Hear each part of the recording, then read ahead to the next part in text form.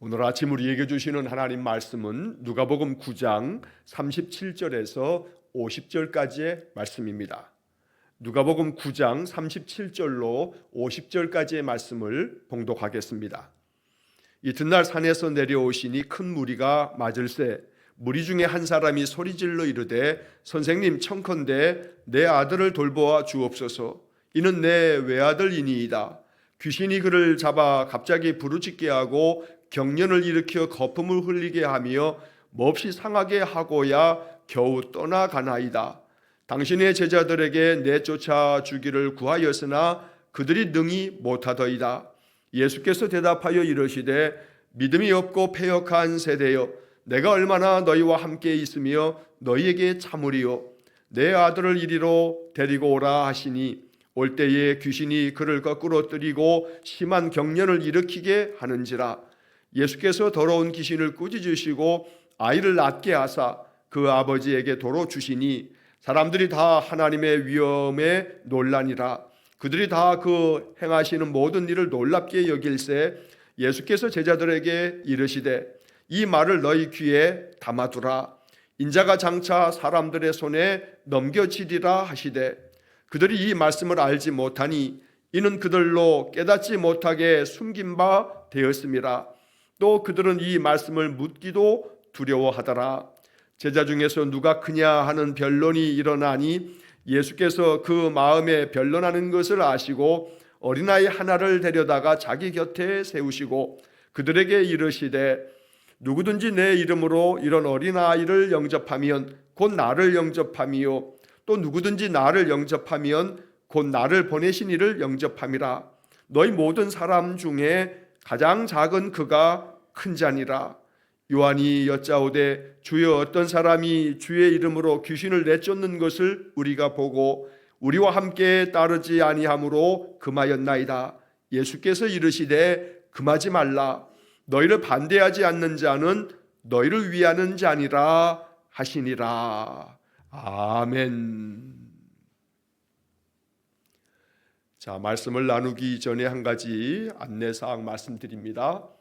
내일 주일 예배 후에 점심 식사를 마치고 난 다음 그 다음 주일 셋째 주일이 교회 창립 기념 주일입니다.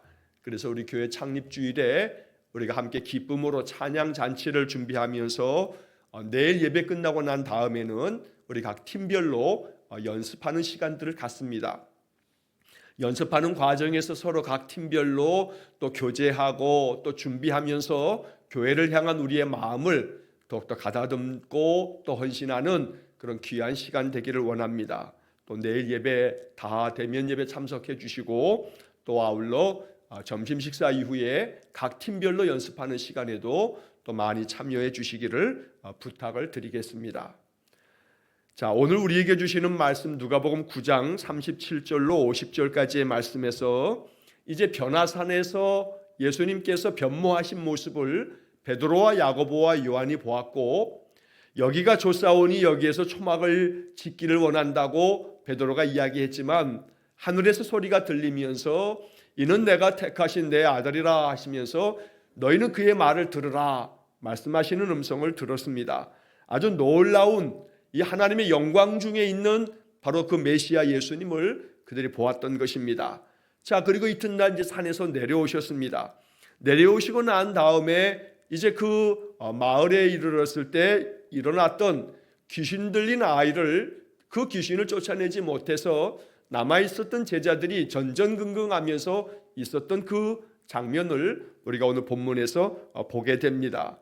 자, 그리고 예수님께서 이제 그 제자들에게 말씀하시는 또 이어지는 말씀들이 우리에게 영적 교훈이 되고 또 이 말씀 앞에서 우리가 아름답게 헌신하는 그런 믿음의 말씀이 되기를 간절히 축원합니다.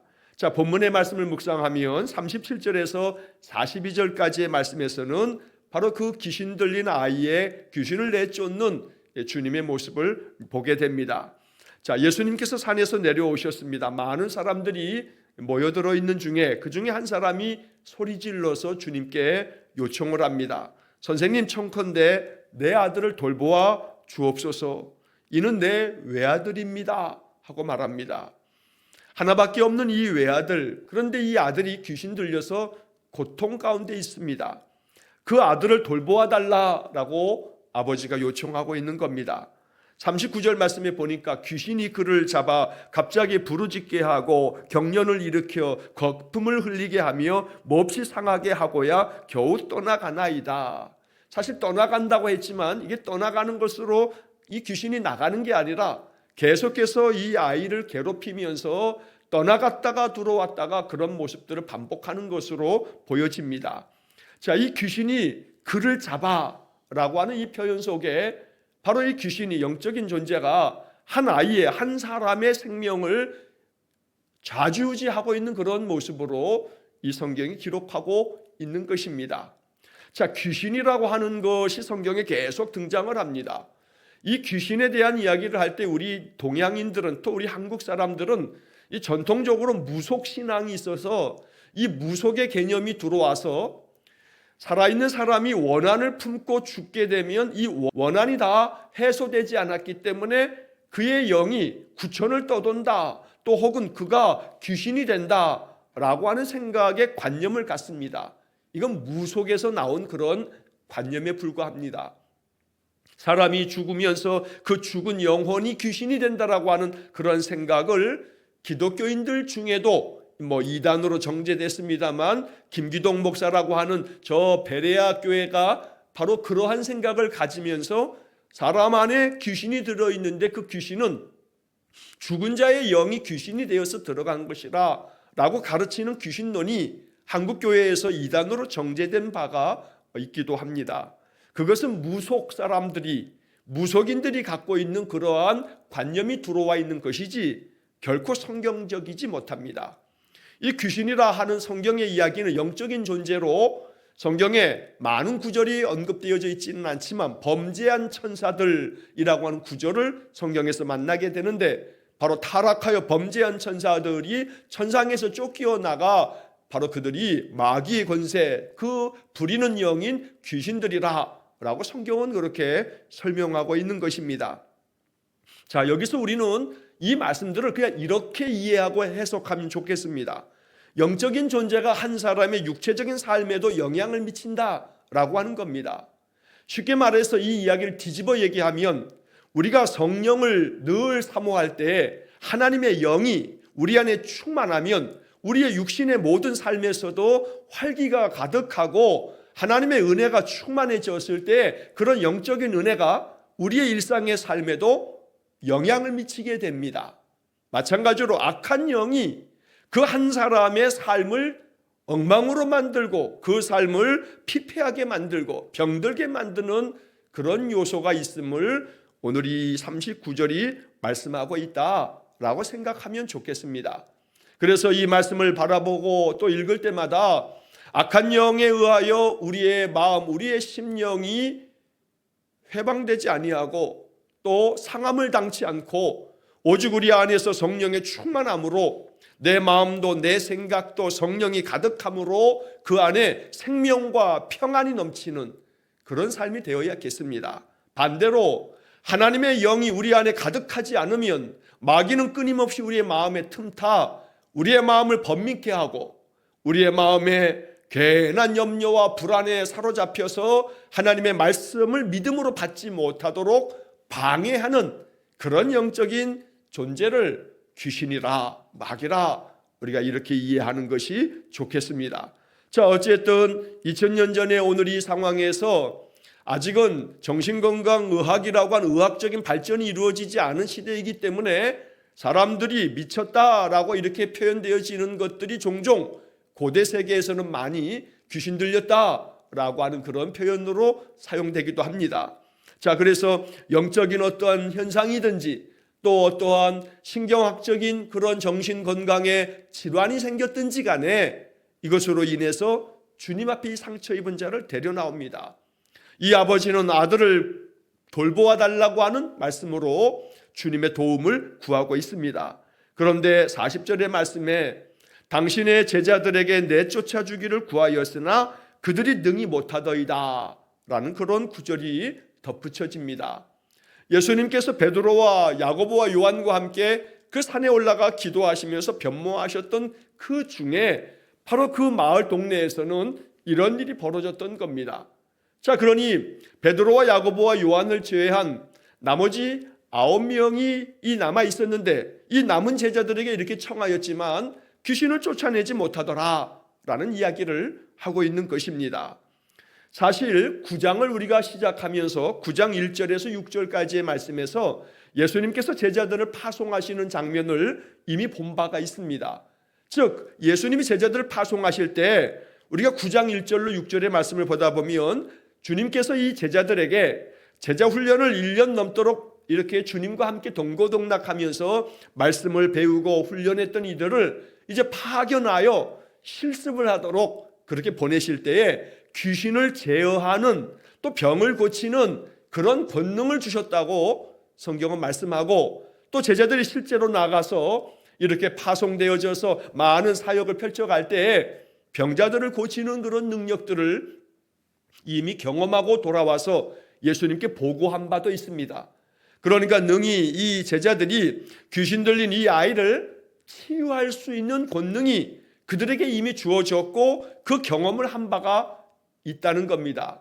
그런데 어쩐 일인지 오늘 이 본문의 이야기에서는 이 나머지 9명의 이 제자들이 이 귀신 들린 아이를 돌보아 달라는 이 아버지의 요청 앞에서 전전긍긍하고 있었던 것 같습니다. 자, 그래서 예수님께서 이제 그 이야기를 듣고 말씀하십니다. 41절 말씀에 믿음이 없고 패역한 세대여 내가 얼마나 너희와 함께 있으며 너희에게 참으리요 내 아들을 이리로 데리고 오라 하시니. 자, 여기 41절의 이 말씀에서 예수님이 말씀하신 믿음이 없고 패역한 세대, 누구를 지칭하는 건가? 성경학자들은 이 41절을 해석하면서 어떤 사람들은 제자들을 향한 얘기다라고 해석하는 경우도 있고, 아니다, 이것은 바리새인들과 그에 따르는 자들을 대상으로 얘기하는 거다라고도 그렇게 해석하고, 아니다, 이것은 그 당시에 그 많은 무리들이라고 했으니 큰 무리가 맞을세라고 했을 때 바로 큰 무리들, 많은 사람들, 모여 있었던 사람들을 향한 주님의 말씀이다라고 이렇게 해석하기도 합니다. 어느 것이든 다 맞는 그런 의미로 우리가 받아들일 수가 있습니다.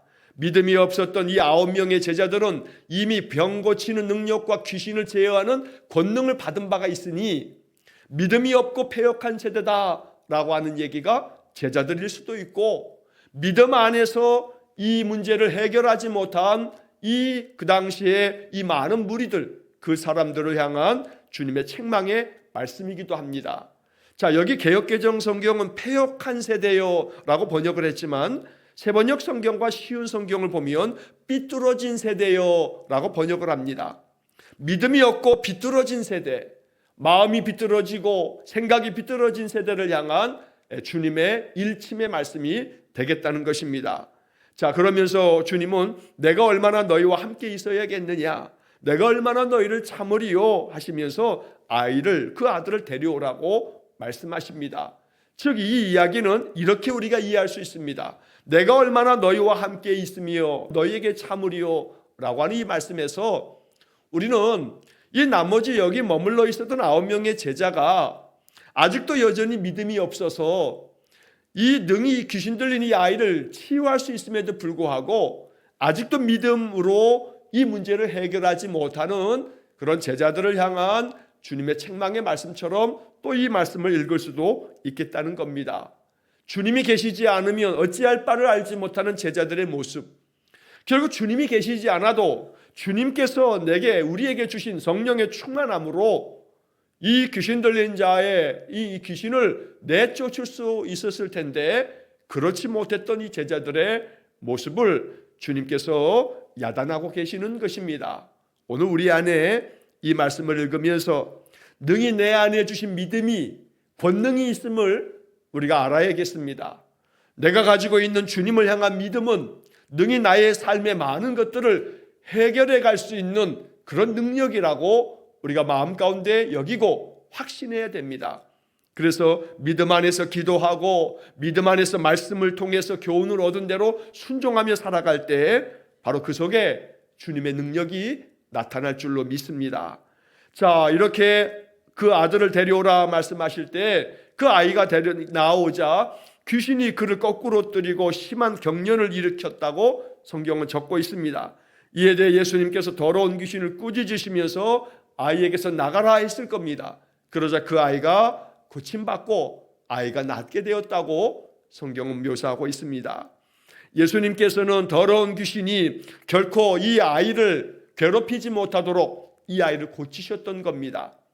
어떤 것에 있어서도 이 악한 영은 믿음의 신자들을 괴롭힐 수 없습니다.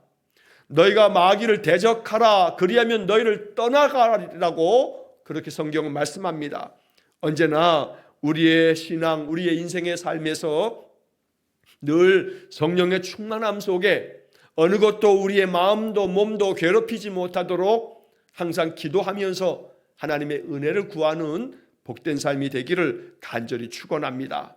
자, 이 아들을 그 아버지에게 내어줍니다. 그러자 사람들이 이 광경을 보고서 놀라워합니다. 하나님의 위엄에 놀라니라. 이 모든 것들이 하나님이 행하신 것인 줄 알고 그들이 마음 가운데 경외하는 마음을 갖게 되는 겁니다.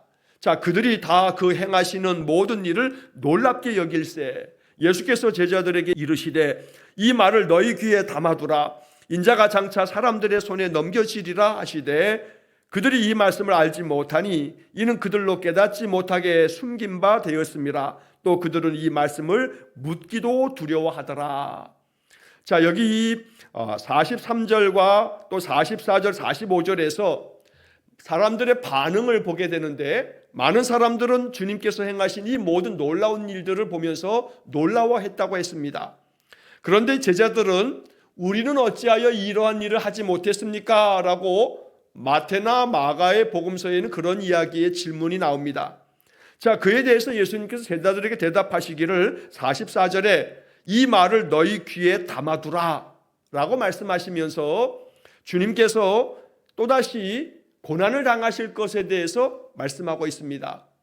마태나 마가의 복음서의 이야기에서 우리는 이 마가복음의 이야기를 보게 되면 예수님께서 이 이야기를 하시면서 믿음이 겨자씨만한 믿음이 있었다면 이 산을 옮겨서 저리로 옮겨지리라 라고 이렇게 말씀하시면서 믿음이 없는 세대라고, 믿음이 없기 때문에 그랬노라고 주님이 대답하시는 장면도 우리가 볼 수가 있습니다. 누가는 그러한 이야기들을 생략하고 있습니다만 대신에 누가복음에서는 주님께서 두 번째 순환 예고, 고난 당하실 것을 말씀하시는 그런 장면을 누가는 기록합니다. 여기 44절에 이 말을 너희 귀에 담아두라 라고 이렇게 말씀하고 있습니다. 우리가 이 44절의 이 구절을 마음 깊이 음미하면서 이 말을 너희 귀에 담아두라. 인자가 장차 사람들의 손에 넘겨지리라. 어찌 보면 누가의 기록대로 한다면 앞에 있는 문맥하고 44절의 문맥은 조금 상반된 것 같은 느낌도 듭니다. 왜냐하면 바로 귀신 들린 이 아이를 고치시고 난 다음에 예수님께서 뜬금없이 고난을 당하실 것에 대해서 얘기하는 그런 장면으로 누가가 기록했기 때문입니다.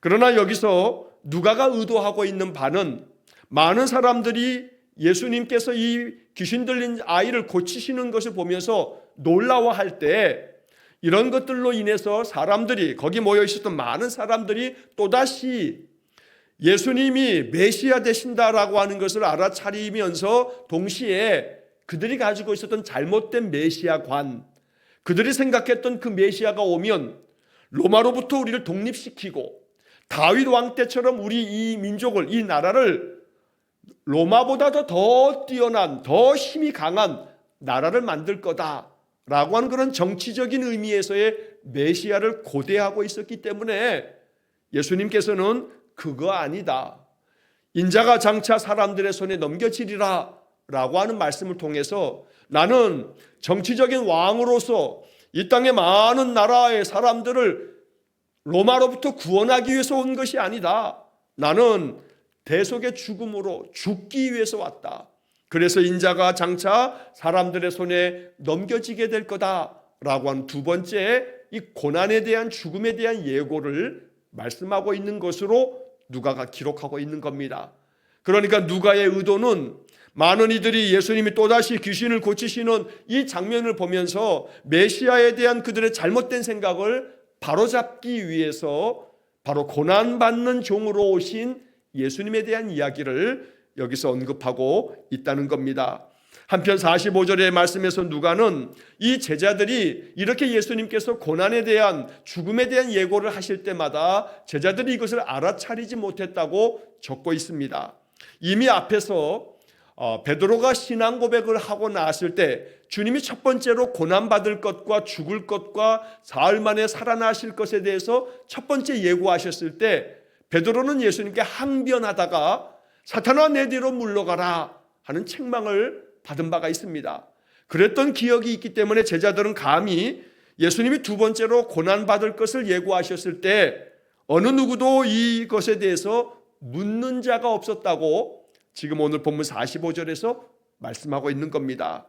그들이 이 말씀을 알지 못하니 이는 그들로 깨닫지 못하게 숨긴 바 되었습니다 라고 하는 이 구절은 우리가 잘 이해할 필요가 있습니다. 깨닫지 못하게 된 것이 하나님이 숨기셨기 때문이다 라는 것이 아니라 믿음으로 받아들여지지 않으면 그 모든 것들이 마치 숨겨진 것처럼 깨닫지를 못한다 라고 하는 그런 뜻을 갖는 겁니다. 믿음 안에서 말씀을 받아들이지 아니하면 그 말씀들은 우리에게 다 덮여져 있는 것과 같아서 알 수 없고 아무리 들어도 깨닫지 못하고 아무리 보아도 알지 못하는 그런 상태에 빠지는 겁니다. 영적인 무지라고 하는 것은 결국 믿음이 없음을 나타내는 것입니다. 믿음으로 받고 믿음으로 바라보고 믿음으로 들으면 깨달아지는 것이 믿음을 갖지 않았을 때에는 어느 것도 보아도 들어도 소용이 없다는 이야기를 말씀하고 있는 것입니다. 그래서 제자들은 묻지도 못하고 그저 두려워할 뿐입니다. 예수님께서 고난당하신다는 것을 전혀 상상하지 못하고 있었기 때문입니다. 자, 이 이야기는 이제 계속해서 누가복음의 후반부로 가면서 예수님이 예루살렘으로 가시면서 이제 고난받는 그 고난의 길로 나아가면서 제자들은 결국 예수님을 다 떠나가 버리고 말았지만 그러나 다시금 약속하신 그 말씀대로 부활하신 주님을 만나고 또 승천하신 후에 성령을 약속하셔서 성령을 받고 난 다음에서야 제자들은 이 주님께서 살아계셨을 때 말씀하셨던 모든 것들을 그제서야 깨닫게 되었던 겁니다. 자, 그런데 이제 그 다음에 누가복음은 이제 그 다음 이어지는 46절 이하의 말씀에서 제자들 사이에서 벌어졌던 논쟁을 언급하고 있습니다. 여기에만 기록된 것이 아니라 제자들 사이에서의 이 말다툼은 최후의 만찬 자리에서도 또 한 번 일어납니다. 그래서 누가는 이 제자들이 계속해서 누가 크냐라고 하는 다툼을 벌였다는 이야기를 두 번 기록하고 있습니다. 오늘 이 이야기가 첫 번째고 최후의 만찬의 이야기가 적혀있는 이제 후반부 23장에서 우리 또 한 번 이 구절들을 만나게 될 겁니다. 자, 제자 중에서 누가 크냐 하는 변론이 일어나니 개역개정 성경은 변론이라고 번역을 했지만 세번역 성경은 다툼이라고 번역을 하고 쉬운 성경은 말다툼이라고 번역을 해놓습니다. 누가 큰지를 말다툼을 했던 겁니다. 그러니까 이 제자들은 여전히 예수님께서 이제 왕이 되시면 우리는 그 왕 옆에 가장 높은 지위를 가지고 있는 그런 신하가 될 텐데 누가 더 크냐, 누가 더 높으냐 라고 하는 그런 자리 싸움만 그저 몰두하고 있었다는 겁니다. 자, 이러한 제자들의 이 변론하는 말다툼하는 이런 모습들을 보시면서 그들의 그 마음 속에 있는 그 의도까지 아시는 주님은 47절에 예수께서 그 마음에 변론하는 것을 아시고 어린아이 하나를 데려다가 자기 곁에 세우시고 제자들에게 말씀하십니다. 48절에 누구든지 내 이름으로 이런 어린아이를 영접하면 곧 나를 영접하며 또 누구든지 나를 영접하면 곧 나를 보내신 이를 영접함이라. 예수님께서 어린아이를 하나 데리고 와서 누구든지 이 어린아이를 영접하면 나를 영접하는 거다. 또 나를 영접한다는 것은 나를 보내신 하나님을 영접하는 거다 라고 이렇게 말씀합니다. 그러면서 그 다음 이어지는 말씀의 결론은 너희 모든 사람 중에 가장 작은 그가 큰 자니라. 그러니 너희들은 누가 크냐고 이렇게 말싸움을 벌이고 있지만 정말로 큰 자는 이 어린아이와 같은 이를 영접하고 그리고 가장 작은 자로 겸손하게 자신을 낮추는 자가 큰 자다라고 주님 말씀하시는 겁니다. 자, 여기 48절을 우리 영적으로 이렇게 또 해석할 필요가 있습니다. 이 영접이라고 하는 이 번역된 이 말은 헬라어 성경에서는 데코마이라고 하는 단어가 되어 있는데, 이 데코마이라고 하는 이 단어는 받아들인다, 용납한다 라는 뜻을 가지고 있습니다. 받아들이는 겁니다. 용납하는 겁니다.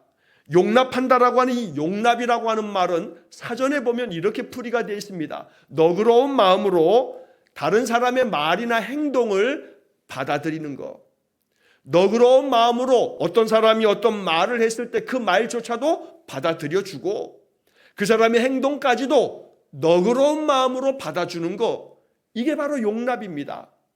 자, 그러면서 여기에 어린아이라고 이렇게 번역이 됐는데, 이 어린아이라고 하는 말은 파이디온이라고 하는 뜻으로 말 그대로 나이가 어린 아이들을 얘기하기도 합니다만, 그러나 또한 동시에 이 어린아이라고 하는 이 말은 사회적인 약자들을 의미하는 그런 뜻을 담고가 있습니다.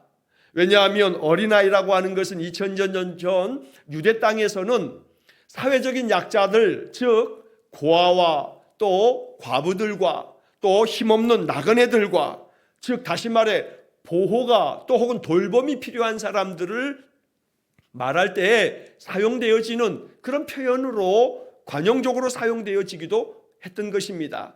그러니 어린아이라고 말하는 것은 이렇게 해석될 수 있습니다. 믿음이 연약한 자, 또 힘이 없고 또 여러 가지 모양으로 자기 힘으로 무언가를 해내기 어려운 그런 무력한 자, 바로 그런 사회적인 힘없는 자들을, 연약한 자들을, 또 믿음이 약한 자들을 용납해라, 받아들여라. 그런 것이 바로 나를 영접하는 것이고 그것은 곧 나를 보내신 하나님을 영접하는 것이다 라고 주님이 말씀하시는 것입니다. 그래서 이 48절의 이야기를 우리가 마음속에 항상 담아두고 주변에서 믿음이 연약한 자, 그 믿음이 결국 돌봄을 필요로 하고 또 연약한 그들을 마음으로 받아들일 줄 아는 그러한 마음을 가질 때 바로 그 사람이 큰 자다라고 주님은 말씀하고 계시는 겁니다. 이로써 주님께서는 제자들의 그 다툼에 대하여, 이 다툼은 너희들이 아직도 누가 하나님 나라에서 큰 자인지를 알지 못함이라고 주님이 그들의 그 비뚤어진 마음을 고쳐주고 계시는 그런 말씀이 됩니다. 오늘도 우리가 이 말씀을 우리가 묵상하면서 나의 마음에 비뚤어져 있는 마음을 바로잡을 수 있는 말씀이 되기를 간절히 축원합니다. 하나님 앞에서 우리가 큰 자가 되려면 가장 작은 마음으로 연약하고 또 힘이 없고 또 믿음이 연약하고 이러한 이들을 받아들일 수 있는, 어떻게든 너그러운 마음으로 다른 사람들의 말과 행동을 용납해 줄 줄 아는 그런 마음이 되는 것, 주님은 우리에게 이것을 명하고 계신다는 겁니다. 자, 마지막으로 요한이 주님께 이런 이야기를 청합니다. 주님, 어떤 사람이 주님의 이름으로 귀신을 쫓아내길래 그들은 주님을 따르는 자들이 아니기 때문에 우리가 그들의 행위를 금하였습니다. 그렇게 하지 말라고 엄하게 금했습니다 하고 말하는 겁니다.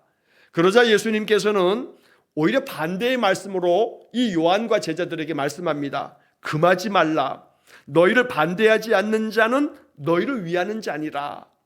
그들이 나의 이름으로, 예수 이름으로 귀신을 쫓아내었다면 결코 그들이 우리를 반대하거나 비방하는 자가 아니니 그들이 그렇게 행하는 것들을 금하지 말라라고 말씀하시는 겁니다. 결국 이 이야기는 누구나 다 예수의 이름으로 귀신을 쫓아낼 뿐 아니라 믿음으로 행하는 모든 것들은 우리와 한 마음이니 그들의 그 행하는 것을 금하지 말고 너희들도 마음을 넓히라고 주님이 말씀하시는 겁니다. 결국 우리의 신앙은 그 앞에서 제자들의 그 다툼에서도 보여주고 있듯이 내가 더 크다라고 하는 말은 상대방을 비교하면서 내가 너보다 낫다라고 하는 그런 우월감에 사로잡혀 결국 다른 사람들을 나보다 얕잡아 보는 그런 마음을 갖게 되는데, 여기 뒤에 이어지는 이야기도 마찬가지입니다. 요한은 주님, 우리는 주님을 따르고 있는 제자들입니다. 그러니 우리에게는 귀신을 쫓아내는 그런 능력을 우리에게 주셨는데 주님을 따르지도 않는 사람들이 주님의 이름으로 귀신을 쫓아내서 하지 못하게 했습니다. 결국 이 요한의 마음속에도 그들보다 우리가 더 높고 우리는 주님을 따르는 주님께서 택하신 제자이니까 그들보다 더 큰 능력을 행하게 되지 않느냐고, 그래서 우리는 따르지 않는 그들을 금하였다고 요한이 이렇게 얘기하고 있는 것입니다.